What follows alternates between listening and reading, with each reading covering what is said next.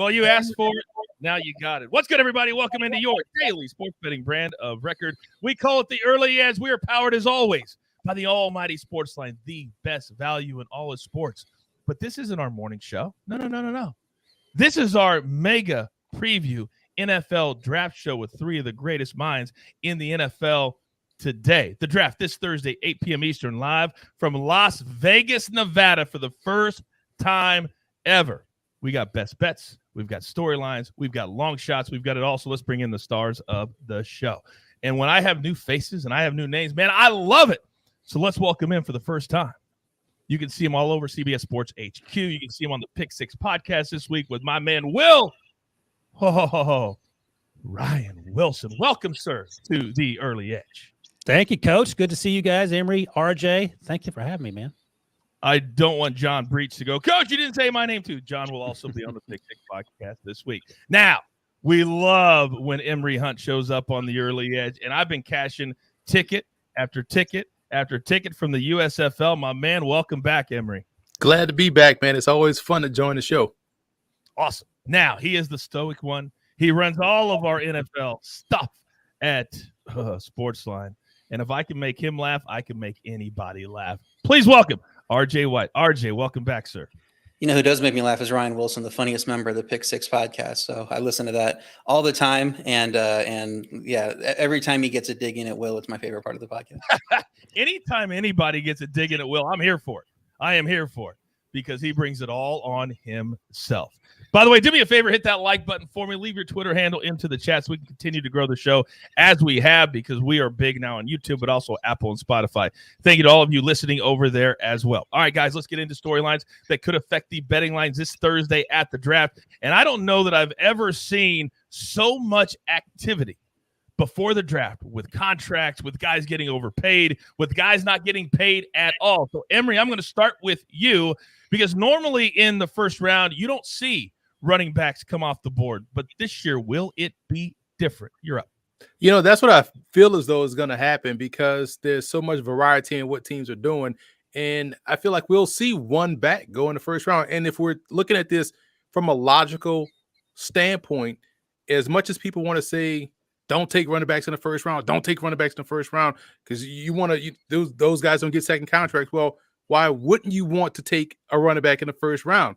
If you're going to get me at the youngest point from 21 to 25 under that 5-year deal, that's when you take them in the first round. And I do feel like there's one team in particular that I'm looking at. Buffalo could be in play to take a running back in the first round.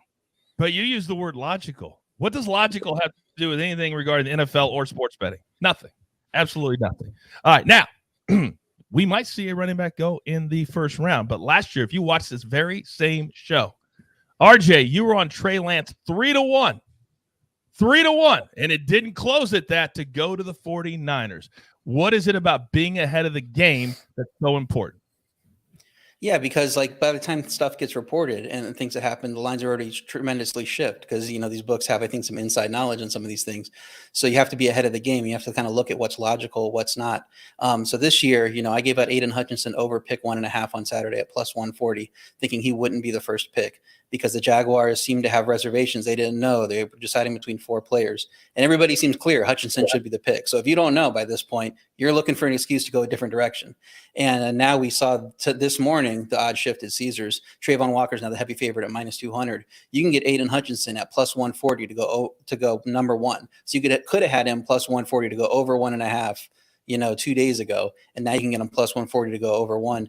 To go number 1 overall. Take both, and you're you know, making money either way. So you just got to be ahead of the news curve before things get reported or things shift dramatically.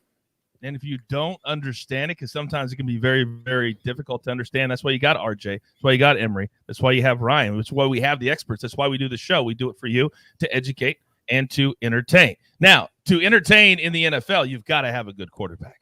And if you don't have a good quarterback, it could be a very long few years for you. This year's class, Ryan, talk to me. No, that's right. And it could be a long slug for your team if you draft a quarterback who stinks.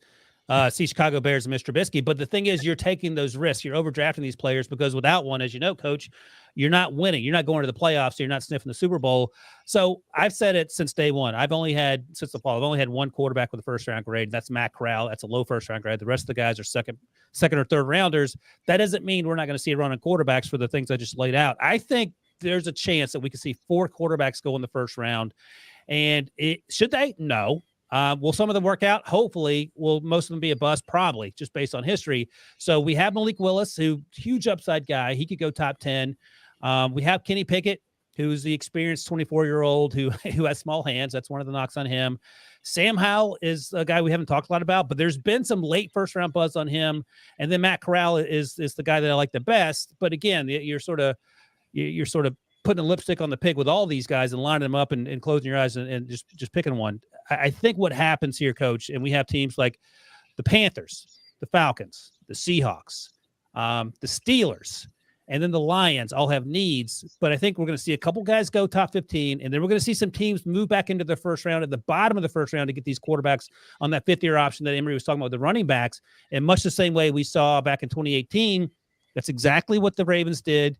Traded with the Eagles, got back at the pick 32, and took some guy named Lamar Jackson, who turned out to be a pretty good football player. I just have a really hard time, Ryan, when I look at these top quarterbacks, and when I think of a quarterback that I'm either going to take number 1 or even in the first round, I think of a guy that's dominant in college. None of these guys were dominant in college. Not one. They didn't go out there. It was never automatic 400 yards, 5 touchdowns. And that's what you have to be a number 1 pick as a quarterback coming out of college. Great storyline, Ryan, by you. Great storyline. All right, so I text my crew. I said, I need some best bets, and I need some long shots. That's what the NFL draft is truly all about. Emory, you turn in 2 big ones that I absolutely love. So, sir, the floor is yours. Firstly, the only guy I would take in the first round would be Malik Willis because of what he brings to the table in terms of upside. He's the fastest quarterback. He has the strongest arm. And if you're Detroit, you're kind of mad at the situation played out this way because you probably wanted to take him with that second first-round pick, which you also didn't expect to be the last pick in the draft. But now that everybody caught up to say, hey, Malik Willis can actually play, you can't let him slide that far. So you kind of forced to take him at number 2. And I don't know why we're giving the Houston Texans just a free pass. Davis Mills is their quarterback. Malik Willis is already better than Davis Mills. I think Malik Willis goes in the top 5 at plus 400. That's tremendous value. And we also know that the draft, there's always a run on positions. And I think there's going to be a run in this draft early on offensive linemen. So I'm looking at New Orleans with that first pick, which is 16. They're going to need a left tackle. They didn't trade back into the first round to get a second pick to get a quarterback. They need left tackle and need speed at receiver. I think they go with the tackle because there's going to be a run on tackles early. So Bernard Raymond going under 39.5, the selection, I think is a shoo-in because he has the athleticism. The Saints are the type of organization they'll take a chance on a guy like that, put him out there, and he ends up being good. So I can see him going in the first round.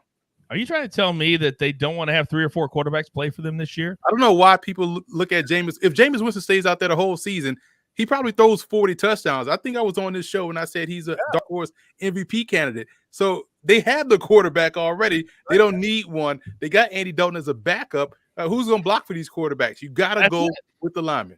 You got to protect these guys. There's a reason why Jameis Winston is still getting paid what he's getting paid. It's very hard to find good quarterbacks. Very, very difficult.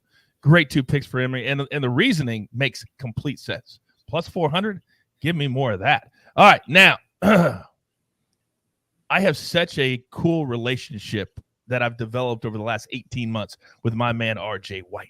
And whenever he brings something to the table, guess what I've got? I've got a pen and I've got a piece of paper because I'm writing it down. RJ, you're up. So first thing we're going to look at is Charles Cross, tackle, draft position under 7.5 at minus 130. I gave it out in my Drafts Props article, released Saturday at plus 100, and the momentum is built since. I think everybody's kind of eyeing that he's probably going to go with one of those 2 Giants picks at 5 or 7, or to the Panthers at 6. Many assume for much of the pre-draft process that he was behind Ekwonu and Neal, as the number 3 tackle. But there's going to be GMs that have him number 2, and there's probably going to be some that have him number 1. And I wouldn't be surprised if the Giants are one of them to plug him in at right tackle and kind of complete that offensive line rebuild they're trying to do. I don't think they can wait till 7 because I think Carolina might jump on him at 6. So I could see him going number 5. I think he's a decent value to go top 5. I think he's a decent value to go as the first offensive lineman drafted. I had him as one of my long shots in the props article I did at plus 800. Now that prop is down to 600. I think it's still worth a sprinkle there, but I think he could be the first offensive lineman drafted, and I don't think he gets past the Giants twice. Then the first receiver drafted, I like Garrett Wilson at plus 115. I think the Jets want him at 10 unless they can get Deebo Samuel, but I can't see the 49ers budging on Samuel's trade demands at this point. When the Jets strike out on Samuel, I mean, they could be in play to take Wilson as high as 4 just to be sure they get him and that Atlanta doesn't get him at 8, especially if the board doesn't shape up the way they want in the top 3 picks. I think it's probably more likely Wilson lasts until 8, where I think he's a great fit as the number 1 receiver the Falcons desperately need after the Calvin Ridley situation happened. So I think that he's going to go either 4 or 8 or possibly 10. Either way, he'll be the first receiver drafted, like getting plus odds on that one. And then you go total safeties drafted in round 1. You can go over 2 at plus 125. Plenty of people don't see Daxton Hill as a first rounder. I think that's dumb. He's juiced to the under at 28.5. I think that number may end up being several spots off with his versatility in the secondary. He can come and help you at slot corner. He can help you as a safety. I think teams like the Patriots, the Bills would love to have a guy like that. So if you're convinced that Hill's a first rounder, and I am, the over is a free roll here at plus odds. You're going over 2 because you know Kyle Hamilton's obviously going in the top half of the first round. And then there's plenty of teams near the end of round 1 that could also be looking for a safety, even if Hill's off the board. One of the Cowboys, Bills, Bucks, Chiefs, or Lions could take a guy like Lewis, Sign, or Jaquan Brisker, Jalen Petre. I mean, there's like so many guys that could go in that back half of the end of the round 1. So I think you can get to 3 here. I think 2, going over 2 is kind of a free roll at this point. Yeah, and make sure you get it at 2 and not 2.5. That's a huge, huge difference for this particular play. My man Chad in the chat says, I'm just here for the first RJ White smile of the football season. Can we give it to him, RJ? Can we give it to him? Have me on a USFL podcast and you'll see me smiling. Hey, you guys know what I say. If you ask for it, we will make it. Emory, would you do a USFL show if we did it? I'd do USFL, CFL, FCS, D2, D3. Doesn't matter. If it's involving the pigskin, I'm covering it. That's what I'm talking about. Look at just organically, a show just came out of nowhere.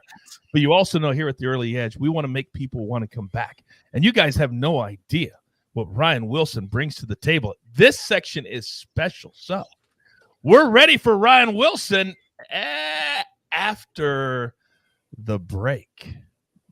And we're back. See how fast that happens here on the show? Thank you to everybody listening on Apple and Spotify. So, Ryan, I've given you your own special section. We've already heard from Emory. Already heard from RJ.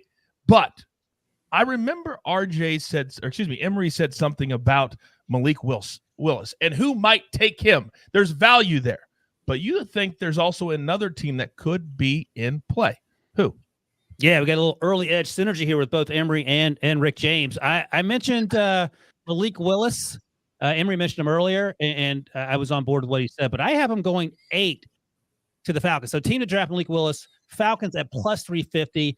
And the thinking here is this. The Falcons have one player in that offense, and his name is Kyle Pitts. They got nobody else. Calvin Ridley, we just talked about. He's gonna be watching from the sidelines like us this year. They have Marcus Mariota. He last started a football game in 2019. I get the sense, and this is my gut, that Arthur Smith, Arthur Blank, there it is. I got it. Went from author, coach to owner. Arthur Blank, I think he wants a quarterback. He had to ship his best friend Matt Ryan to Indianapolis because of the whole Deshaun Watson thing. Didn't work out for him. And I think Malik Willis is going to be an intriguing option. He's an Atlanta guy. He's a Georgia kid. And I think they bring him home at plus 350. So I like that there. Is that an overdraft? Absolutely. Do teams see quarterbacks and gamble on them all the time? Next, I'm going to go with Chris Olave, wide receiver out of Ohio State. He's my wide receiver 5. And there's going to be a run on wide receivers in this class, and there are a lot of teams in the first round that need wide receivers. But I'm going over 16.5 at minus 115 there because there's only going to be so many guys that can get drafted before that 16th pick. I think Garrett Wilson's going. I think Drake London's going. I think Jameson Williams, even though he tore his ACL in January in that national title game, is going. And Treylon Burks as well. Those guys all have a chance to go in the 4-ish if we're getting super rich. down to about the middle of the first round, maybe a little later, in which case I think Chris Olave gets pushed down. Perhaps best case scenario for him to either Green Bay at 22 or 28, or maybe even makes his way to Kansas City at 29 or 30. So I like the over there. And then finally, I'm going total ACC players to go in the first round, under 4.5. And here's the math here. Ike Kwanu, I think we all agree, is going to go in the first round, probably top 5. Kenny Pickett's probably going to be one of the first or second quarterbacks on the board. You may not love him, but I think the reality is he's the most NFL ready, at least going into next season. Jermaine Johnson, the edge rusher transfer from Georgia, Florida State's going to be a first-round pick, maybe even a top 10 pick. And then 2 of the next 3 have to go in the first round, and I'm not sure it's going to happen. Zion Johnson, the interior offensive line for BC, I think he's a first-round pick. Great, there's your 4. Is Sam Howell, the quarterback out of UNC, going in the first round? That feels like an extreme long shot. And you're right, Coach, shake your head. And then Andrew Booth Jr., Clemson cornerback, first rounder all day long. He's had some injury concerns through the pre-draft process. That may push him down a little bit. So that's why I like the under 4.5 total ACC players going in round 1 plus 125 there. I think what you're seeing when you look at all the picks by Emory and RJ and now Ryan, that there's so many different ways. It's not just straightforward when you're picking and betting on the NFL draft. There's different ways to create value, and not just, well, I think this guy's going to go there. Great take by you there, Ryan, for your best bets. But we want to make it fun, too. We believe here at the Early Edge that betting should be fun. Oh, wait, stop. What? Yes, fun. So I told my guys I need some long shots that we don't necessarily think are going to hit. But, oh, what if they do? So, Emory Hunt, please, sir, give me a long shot that you look at and say, man, that number, that could make a difference for me. Listen, at plus common sense, Kayvon Thibodeau going number 1, right? Last year was about, oh, if you lose, whoever gets the first pick gets Kayvon Thibodeau. All right, cool. That's cool. And now we go into this year, and about 15 players were slated to go with the number 1 overall pick, not named Kayvon Thibodeau. And all we've heard so far is Hutchinson, Ekwonu, Walker. At plus 18,000, I feel like that's fantastic value, because I feel as though personally he's the best overall player in the draft at a position where it's a premium. Everyone wants pass rushers. Why not get one that actually has been productive and not one that has long arms, wide kneecaps, or one that, looks like a superhero and he can play in Detroit because he's a Michigan guy? Give me the best football player. So at plus 18,000, I will take those odds with Kayvon Thibodeau. I mean, think for a second. If somebody's sitting at home right now going, what? Think about this for a second. You got a chance, basically a 1 in 6 chance, 1 in 7 chance to hit 18,000 to 1. On a $100 bet, you can win $18,000. 1 in 6 or 7 chance? I think I'll take that. Thank you, Emory. Now, RJ White. He's always, since he was just a little kid, he's always been an overachiever. He doesn't give me just 1. Oh, RJ, you've got 2 for us. Talk to me. And I've got a few more buried. Oh, I got at least one more buried in these. So the first one, Vikings position of first pick, wide receiver, plus 1,200. So they're going 12 to 1. This position is buried behind 4 other positions, even though the Vikings are picking right in that range where Ryan talked about. Several receivers are expected to come off the board in that, 4 or 8 to the middle of the first round. Jefferson's obviously an elite number 1 in Minnesota, but Thielen's 32, and they have no depth at the position. So when you look at these teams, you think about, oh, what have they done in the past? You can't really tell that with Minnesota. New coach, new GM in town. They'll be more of a wild card without prior data to use as a jumping off point. So depending on how the board shakes out, the guys they're looking at maybe on the defensive side go a little earlier than they want. They could go with one of these receivers, a Drake London or a Jameson Williams, and kind of set up their 1-2 punch with Jefferson there. So 12 to 1 is way too long of odds. It should be a lot closer to, that 6 or 7 to 1 range, I think. So getting great value there. And then the other one is the Dolphins position of first pick, running back at 10 to 1. They don't have a pick in the top 100, so it's impossible to project who's going to be available. The new coach was a run game coordinator in San Francisco. Is he going to be comfortable with the depth headlined by Chase Edmonds and Raheem Mostert? I don't think so. I think there's too much uncertainty to think we know what Miami's going to do in the late 3rd round at this point to put, certain positions way higher up than others. So take a shot at one of these lottery tickets, whether it's running back, whether it could be wide receiver, even though they traded for Tyreek Hill, even tight end at 100 to 1. I mean, you just don't know who's going to be there in the late 3rd round. So I didn't put them taking that tight end at 100 to 1 pick in my article. I did go with a different 100 to 1 lottery ticket in that post. That's up at SportsLine. So go ahead and check it out. We hit several of these long shots last year. We hit, the Panthers taking the guy that was the number 1 defensive player drafted at 8-1 that nobody thought was going to go over, Patrick Surtain. We hit that Trey Lance pick you mentioned. So definitely go check those out and see what else we got going on, because love that 100-1 I have in that post as well, even if I didn't go Miami taking a tight end. I know I work for SportsLine. I'm one of the faces that promotes SportsLine, but I can tell you this honestly, all kidding aside, there is no better comprehensive coverage that you're going to find than at SportsLine. Real quick, tell the people where they can find your articles and all the draft stuff at SportsLine, RJ. Yeah, just go to sportsline.com. You go to the analysis section, click NFL, and then you'll see, NFL posts come up. Obviously, draft is what's going on right now, so it should be pretty easy to find my post. Or you can go to my Twitter feed at RJWhite1. I've tweeted it out. I'll tweet it out a couple more times this week, and you'll be able to see that. It also includes my mock draft, which on Saturday did have Trayvon Walker going number 1. So it seems like the news is catching up to what I expected to happen back on when I released that over the weekend. All right, my man is all over it. That's why he runs the NFL for us at SportsLine, and we are more than happy to follow him. Now, usually here at the Early Edge, when we use the word chalk, it's not a good thing. But Ryan Wilson, sometimes chalk can be a great thing. You're up, sir. Yeah, so we heard Emory with the 18,000-1. I'm not quite returning those odds for you. I mean, Emory, let's be honest, Emory's crazy. But I'm going to go a little less crazy. And you sort of touched on it, Emory. Ike Ekwonu has been in the conversation as the first overall pick. I've been pushing that. I don't know if it's going to happen. And RJ mentioned that Trent Baalke, that the Jaguars GM has said there are 4 guys in the conversation. He may just be blowing smoke. But I think offensive tackle feels a much bigger need for them in terms of protecting Trevor Lawrence than does taking another edge rusher. They've drafted 2 edge rushers in the first round, 2 of the last 3 years. Josh Allen, Caleb Chason, good players. I don't know if Kayvon Thibodeau or Aiden Hutchinson or Trayvon Walker are going to make that team 2 or 3 or 4 wins better. I think someone like Ike Ekwonu certainly gives you that opportunity because he's starting from day one. He's having an impact from day one. Plus 1,400. I like the value there because he fills a huge need on that offensive line to protect their franchise quarterback. And the other one I'm going to go with, and RJ talked about this earlier, in terms of Garrett Wilson potentially being there at 8 or 9 or 10, especially the Jets would love to get him at 10. But maybe the Jets feel like they need to get him at 4 because he won't be there at 10 because the Falcons could be in the conversation.